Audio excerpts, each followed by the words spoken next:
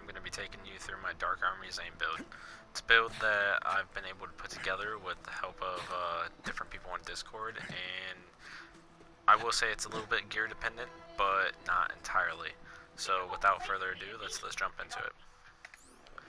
So this build is going to be focused on using our purple tree and our red tree. Now it may look a little bit weird that I got a bunch of points in this, but I'll explain here in just a second.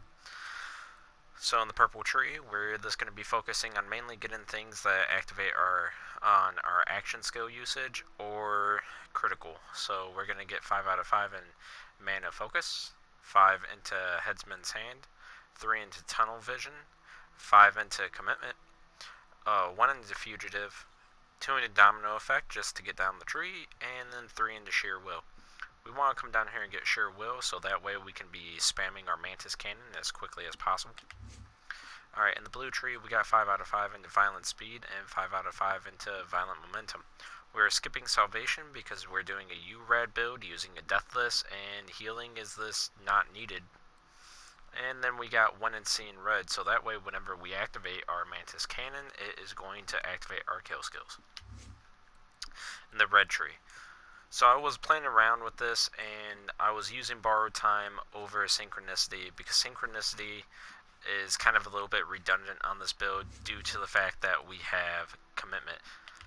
You get diminishing return damage, and this doesn't really raise your damage too much, but we don't want our action skills up all the time with this build. It's actually better that they go away as quickly as possible, so we are not getting borrowed time.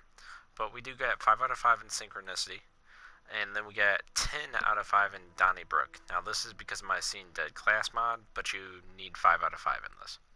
So we pick up fractal frags. We're going to throw 3 into duct tape mod, and that's so that way our clone can actually use grenades, which will help us out. Quick breather.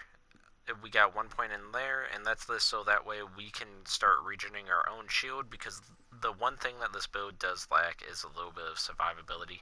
You're going to be swapping in and out of combat with your clone and recharging your shield that way. You should have more than enough firepower to stand back up if you do get downed. But we're throwing 1 in pocket full of grenades, we're throwing 1 in ODU, so that way if we do get down and our clone is up, we can stand back up. We got 3 in Supersonic Man, because as everyone knows, the faster Zane moves, the more damage he does. Now, a lot of people kind of shit on Trick of the Light and Like a Ghost, but I got both of them, mainly because I've noticed that when you're switching out with your clone a bunch, it is easy to confuse enemies, and they kind of lose track of you, so this activates a lot more than what people think. And then Like a Ghost, like I said, the only thing that this build is really lacking is survivability, so of helps us in the aspect of not being shot as often. We got 1 into Boom Enhance, because this makes our clone way stronger, and then we need our clone to have double barrel, because double barrel is going to allow our clone to use our gun, which is going to be the Dark Army, so our clone not only gets the Dark Army, but it also gets the 3 hovering guns around it, and all of that I believe is getting action skill damage because it's based off of the clone, which is action skill. We skipped the green tree entirely. I did play around with using this, but it's not really worth losing points anywhere else to come and get this. If you were going to lose points somewhere else, I would say take them maybe out of the red tree, but we don't really need the green tree. And yeah, that's pretty much it. For the augments, I am using the brain drain and the proliferation, so that way I can have as many mantis cannon shots as possible, and I'll show you guys why here in a moment. Going on to gear. Like I said, this gear is a little bit specific. The only thing that you're really going to need is a Dark Army. I would recommend getting a corrosive for this build, and I'll explain in just a second. But we are doing a U-Rad build. Let's get rid of those real quick. We are doing a U-Rad build, and we're going to be using this because it's going to be doing extra radiation damage to people. And as you guys know, corrosive is pretty much like the weakest element in the game, except so having that extra 150 radiation damage is very helpful when taking care of shields, and it also this makes everyone blow up in radiation clouds, and that's always great to see. So our shield, like I said, a little bit gear dependent. We need the messy breakup, and we're going to want it with on action skill start, activate any effects that trigger on shield break or fill. And the reason why is because we're going to be spamming our mantis cannon and summoning a lot of drones that all are going to be doing corrosive damage. Now that's because of this messy breakup being corrosive resistance. You can also get a electricity version of this, a shock, whatever you want to call it, and I have not experimented with that one, but I guess you could change the artifact a little bit if you do have that one. I'll explain in a second. We're using a mitosis hunter seeker, and this so happens to give us even more corrosive damage, and we want everything to be corrosive. Now our clone ends up throwing this quite a bit, and these little drones that fly out when you throw this grenade pretty much are based on our gun damage, so they're going to be doing a lot of damage. I have a god rolled Seeing Dead. You don't need a god roll, but have as many into Donnie Brook as you can, and also use a Seeing Dead. Now then, our artifact. I have a fleshmelter deathless, which as you see, this is only a level 57 one. This can actually get much better, but it's this very hard to come past a deathless. Anyways, we're going to reserve all of our health and give it back as shield capacity, which is besides the point. That this activates our U-Rad.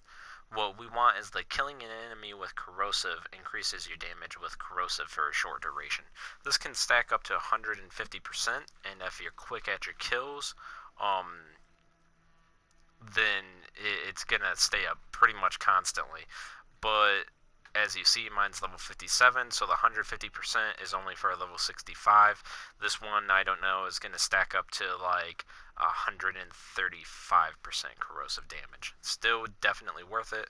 I would say use AoE corrosive damage, and if you can get SMG damage on this, definitely do it. But again, that's getting really god rolly and very specific in the gear, and this build's already specific to using a messy breakup. So without further ado, guys, I think it's about time to jump in and show you what this can do. I am on Athena's, and I know it's not the best place to showcase builds, but everyone comes here, and it's this easy to show off what's going on. This build can do both of the takedowns pretty much no problem. But as you can see, my little drone here, when it shoots this guy, it's not only doing corrosive, very weak corrosive mind you, but it's also doing that radiation damage. Now what we're going to want to do is this spam our mantis cannon, and as you can see, a bunch of drones will pop out. And every time we spam our cannon, more and more drones will come. Every time we use our clone, more and more drones will come. And pretty much all these drones doing corrosive, my clone doing corrosive, and all of the grenades that my clone will throw also doing corrosive, pretty much keeps the fleshmelter up constantly as long as I get enemies to kill. It's really fun to run around and this watch your drone army, this obliterate everyone, and as you can see, those constant beams are coming from all the drones that I'm following. Get the new guy! Idiot. If your shield's a little low, switch out with your clone, and as you can see, it starts recharging. Let's go to another area. So I'm over here by Tront now, and we're going to jump in and see what this drone army can do to him. So we're going to drop in, let him shoot his little ice ball, and summon his ice ball. Summon our clone, and then spam our mantis cannon, which is going to pop all of our drones out. And as you can see, he died really quickly. We got those mitosis grenades out and shooting, and we have all of our little drones floating around, ready to murder people.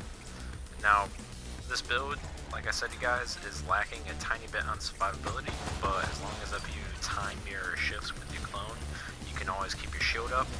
The times that you do go down shouldn't really be a big issue. You have enough damage that as long as if there's an enemy around you, you should be able to get a second win. But all in all, this build is really fun. It's great to use. It's funny to watch all these little tiny drones, this laser beam, everyone in this corrode them. And I would highly recommend giving this build a try if you can. Like I said earlier, I know it's a little bit gear dependent. You definitely need this messy breakup shield. I would say definitely use a Seeing Dead with as many into Donnie Brook as possible. And I like to use the Mitosis Hunter Seeker mainly due to the fact that the Hunter Seekers will, when they shoot, they get increased damage based on your gun damage, and we all know Zane can get some fairly high gun damage. If you want to switch this out, I would say maybe switch it for some type of hex grenade. As far as the artifact though, this is one of those gear dependent things. You're going to want a fleshmelter deathless, and there's really no way around that. Because we're using so much corrosive damage, it keeps our corrosive damage high as we kill people. And right now, like I said, level 57 one's at 135% corrosive damage, but if you have a level 65, it'll get up to 150%, kind of like the URAD. And again, it has to be deathless because we are using the URAD. I have played around with this build a little bit without the URAD active, and it doesn't seem to be able to get through shields and kill enemies as quickly, and that's why I would highly suggest running it pretty much the exact way I have it set up. But guys, if you like this build, if you like any of the content that I put out, then maybe leave this video a like, and if you want to, feel free to subscribe, or don't. That's really your call. And happy hunting, you guys. Take it easy, and until next time.